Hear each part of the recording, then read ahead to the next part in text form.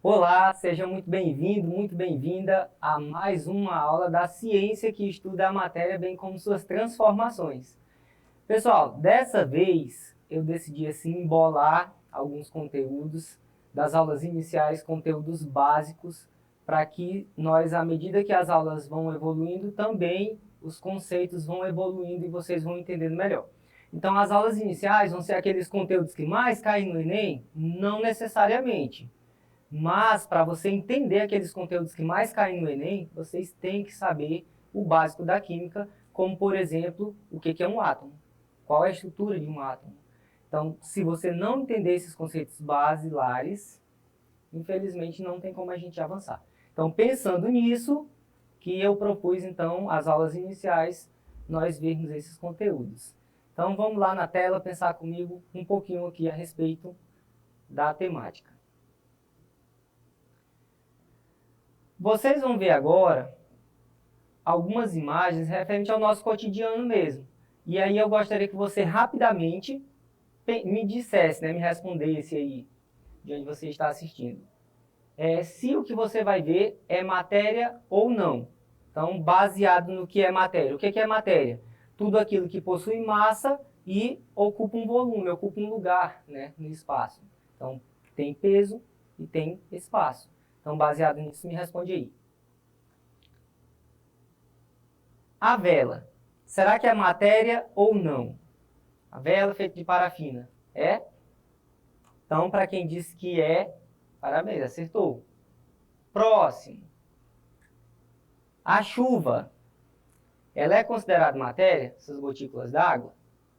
Ó, tem massa, ocupa um lugar no espaço. Obviamente é matéria.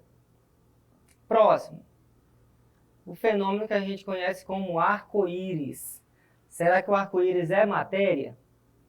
Agora, isso daí vem a dúvida, né? Então, para quem disse que sim, meus parabéns, errou. Não é considerado matéria, pessoal, é apenas um fenômeno óptico.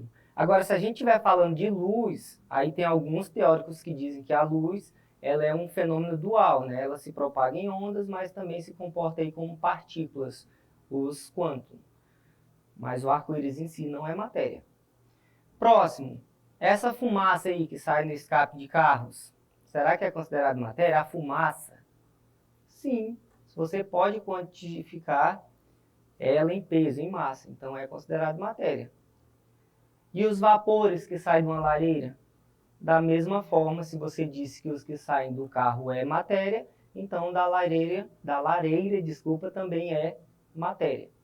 E por fim, nós temos essa transformação aí do vapor da água, da água líquida para o vapor.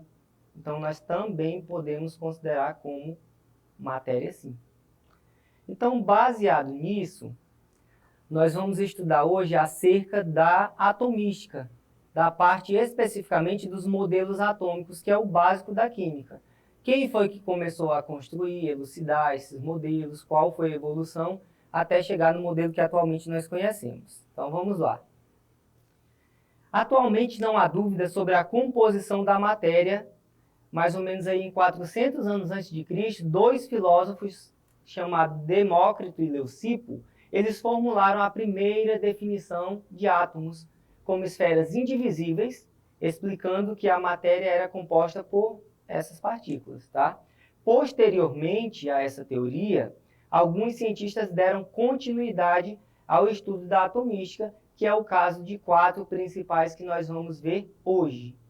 Então, seria o Dalton, o Thomson, Rutherford e, por fim, o Bohr. Ah, professor, só são esses quatro? Não, existem outros modelos, mas o que comumente, para você entender a estrutura da matéria, é o que você vai precisar para o Enem, são desses quatro modelos. Então, primeiro, modelo de Dalton. O modelo de Dalton também é conhecido como modelo da bola de bilhar, por isso que eu coloquei aí a bola 8 da sinuca, né? Então, esse modelo diz que o átomo ele é maciço, não tem como dividir e também não tem como destruir. O que mais que diz? Diz que o modelo também explica duas leis, que é a de Proust. A lei de Proust nós vamos ver ela certinha nas próximas aulas, mas basicamente é a lei das proporções constantes. E a lei de Lavoisier, ela é conferida à conservação da massa. Tá? Os átomos do mesmo elemento são idênticos. Compostos são constituídos por átomos de mais de um elemento e uma reação química envolve a separação, combinação ou rearranjo de átomos. Então, essas foram as considerações de Dalton acerca de um átomo. Tudo isso está certo? Não podemos afirmar que todos esses postulados estão certos.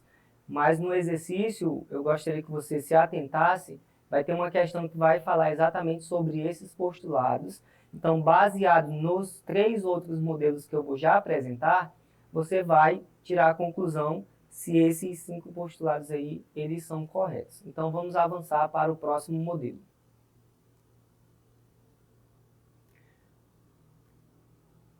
Ainda falando desse modelo, Berzelius, ele foi um cientista que ele propôs a elucidação do átomo em símbolos. Então, falando em simbologia, nós temos aqui, por exemplo, o elemento ouro. A origem dele é do latim, que significa aurum, e o símbolo é AU. Então, aqui, pessoal, acompanha comigo. Existem casos que vocês vão ter a simbologia do elemento coincidindo com o português.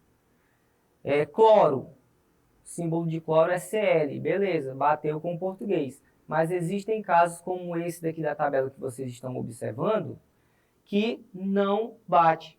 O potássio é outro exemplo, ele vem de cálium e o símbolo é K. O sódio vem de nátrium e o símbolo é Na. Então, é por isso que às vezes bate com a língua portuguesa e às vezes não, tá? Falando de átomo, falando de simbologia, aí nós temos as fórmulas químicas, que é a representação das moléculas, por exemplo, H2O, NO2, CO2, né? E aí vai ter a letra maiúscula é o átomo, o númerozinho subscrito é a quantidade que esse átomo existe na molécula, e aí você depois vai ter as proporções. Existe um átomo de oxigênio para 2 de hidrogênio, 1 de nitrogênio para 2 de oxigênio, e por aí vai. Então, cada fórmula química tem a sua especificidade. Então, vamos lá. Próximo modelo atômico é o modelo de Thomson. O de Thomson ele é bem fácil porque a gente pode atribuir ele ao pudim de passas, né? Ele fez experimentos com raios catódicos e ele descobriu partículas menores que o átomo. Então, a diferença principal do modelo de Dalton para o de Thomson é porque ele descobriu partículas com cargas. A que ele chamou aí depois de, como nós vamos ver, elétrons. Então, essas partículas aí, elas possuíam cargas negativas, tá? E ele concluiu que o átomo é uma esfera de carga positiva, na qual os elétrons estão incrustados, igual aqui está na figura abaixo que vocês estão observando. Então, o átomo não é maciço, é indivisível, e os elétrons são distribuídos pelo átomo como passas em um pudim. É só você imaginar um pudim aí, que joga passas em cima, seria o modelo de Thomson. E por fim, ele concluiu que o átomo ele é eletricamente neutro, nem está positivo, nem negativo. Terceiro modelo atômico é o de Rutherford. Rutherford fez experimentos das partículas alfa. Dessa forma aqui, tinha um cubo de chumbo e dentro desse cubo tinha um material radioativo, né, que são as partículas alfa.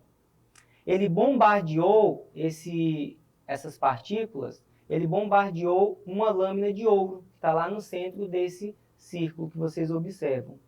E ele concluiu que algumas partículas são desviadas, outras bate e volta, né, refletem, e outras continuam a trajetória de forma reta, retilínea.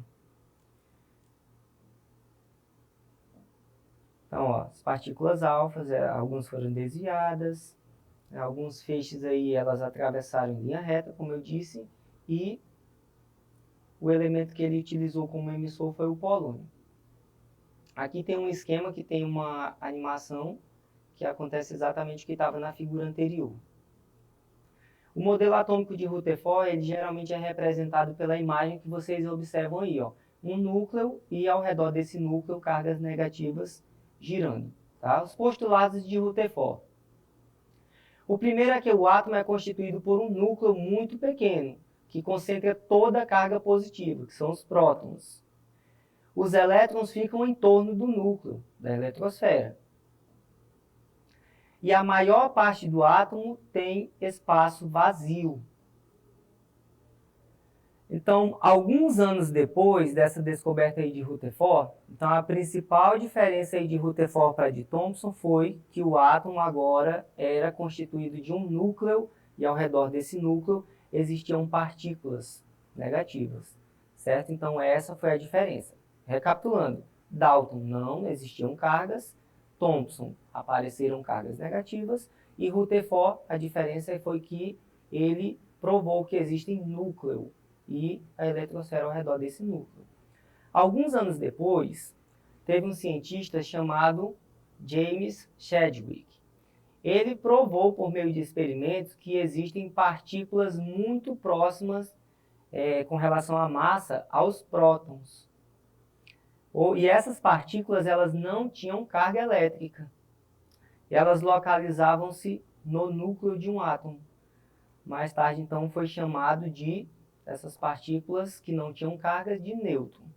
Tá? Então, ele foi o descobridor aí dos nêutrons. O último modelo atômico, galera, é referente ao átomo de Bohr. O que Bohr propôs de diferente? Ele propôs uma solução para o problema de Rutherford. Então, assim, existem várias teorias atômicas porque nunca um modelo ele é 100% eficaz, 100% eficiente. Existem falhas nos modelos, então por isso que os cientistas eles continuam os estudos para tentar aperfeiçoar cada vez mais. E a falha principal no modelo de Rutherford é, como vocês vão ver aqui na imagem, chegava um momento que a energia do elétron ela iria diminuir até ele chocar com o núcleo do átomo, tá? Então, aqui a imagem. O elétron ele ficaria girando nessas órbitas, chegar um momento que ele ia perder essa carga que ele absorveu, né? E iria chocar com o núcleo do átomo. E assim, se isso acontecesse, não iria existir matéria. Então, para que o elétron ele permaneça em órbita, ele precisa estar acelerado. E assim ele não vai perder a sua energia. Nessas condições aí não vai ter perda de energia, tá? E não vai ter choque.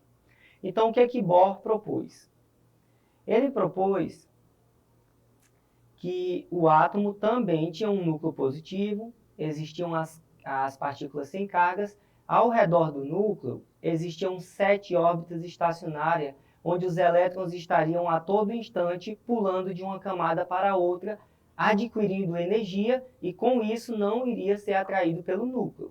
Então essa foi a principal sacada de Bohr. Então, ao receber energia, o elétron vai para uma camada mais externa e salta, né? Ao final desse processo, ele vai retornar à sua camada de origem e vai liberar toda a energia que ele absorveu em forma de luz, né? São os fótons, coisa que a gente observa a todo momento nos fogos de artifício. Então, está aí o modelo de Bohr. 7 camadas estacionárias, que elas representam os níveis de energia. E aí ela também pode ser representada pela quantidade de elétrons que cada camada suporta. E aí isso daí fica para conteúdos das próximas aulas, quando a gente estiver falando sobre ligações químicas.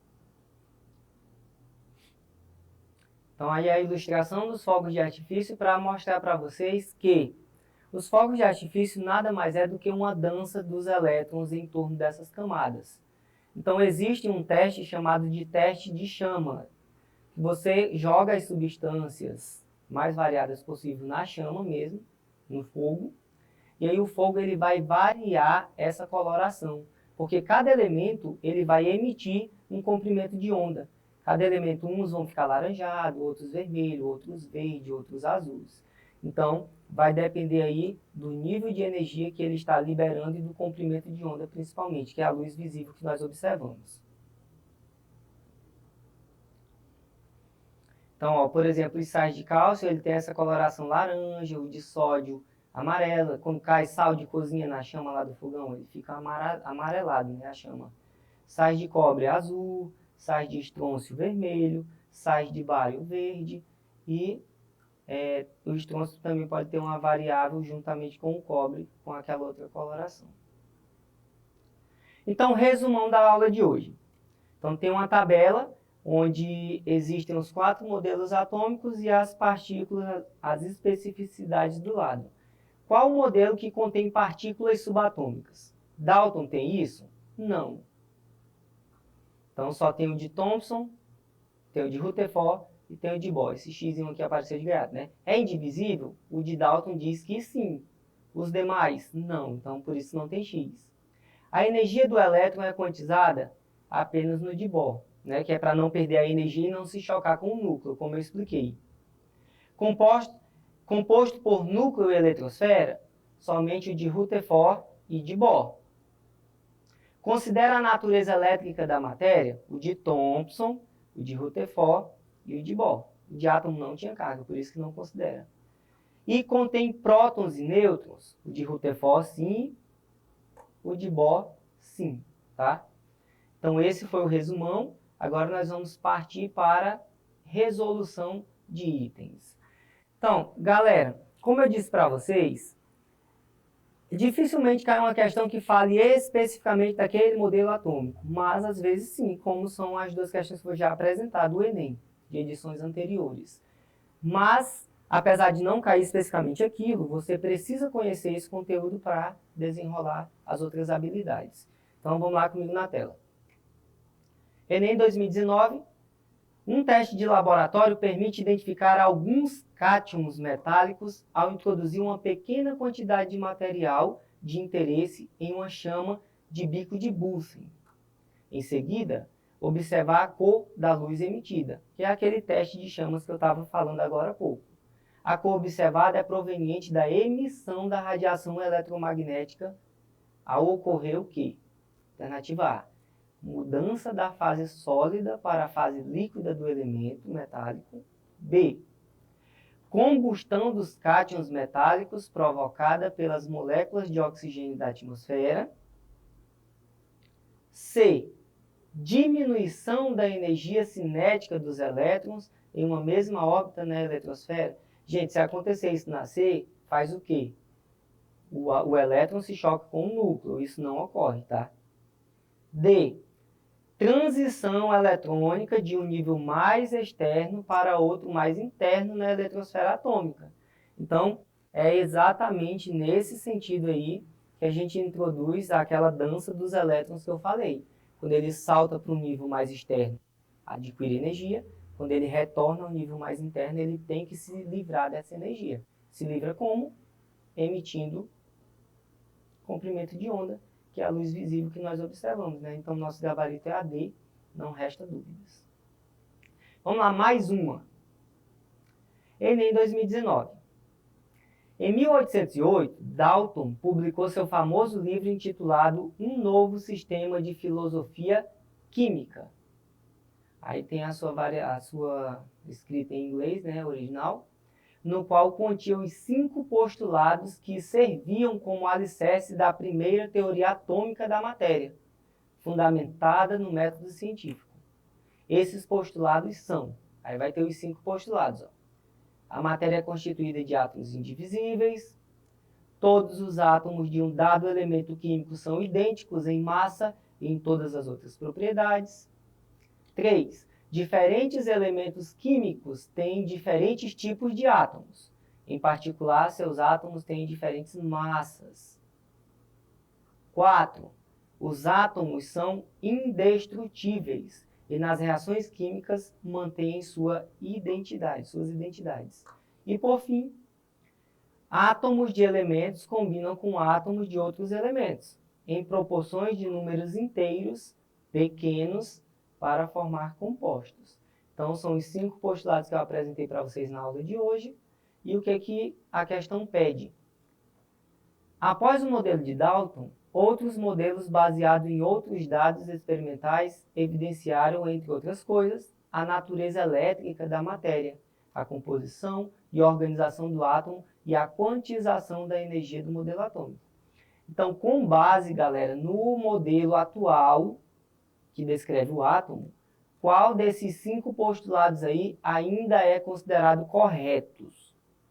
Então, voltando para aquele slide, voltando para o slide lá que fala sobre os 5 postulados, quais deles ainda permanece correto?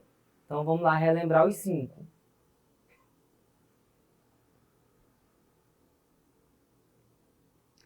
A matéria é constituída de átomos indivisíveis, isso é certo? Não, a gente consegue dividir um átomo. 2. Todos os átomos de um dado elemento químico são idênticos em massa e em todas as outras propriedades. Não, isso vai ser conteúdo das próximas aulas, onde a gente vai falar das semelhanças atômicas. Então, também está errado. 3. Diferentes elementos químicos têm diferentes tipos de átomos. Em particular, seus átomos têm diferentes massas. Às vezes, possuem a mesma massa. Então, por isso que não é considerado certo. 4. Os átomos são indestrutíveis. Né? Aí já está errado. Então, não precisa nem terminar de ler. 5. Átomos de elementos combinam com átomos de outros elementos. Perfeito. Em proporções de números inteiros, ok? Pequenos para formar compostos. Então, analisando aí todas as variações dos 5 postulados, a gente consegue ficar apenas com o último, né? Que é o postulado número 5. Gabarito da nossa questão. Então, galerinha, por hoje é isso. Eu espero contar com a atenção, a compreensão de vocês nas próximas aulas, que nós iremos continuar com atomística e avançando com os conteúdos. Então, tchau, tchau, por hoje é isso.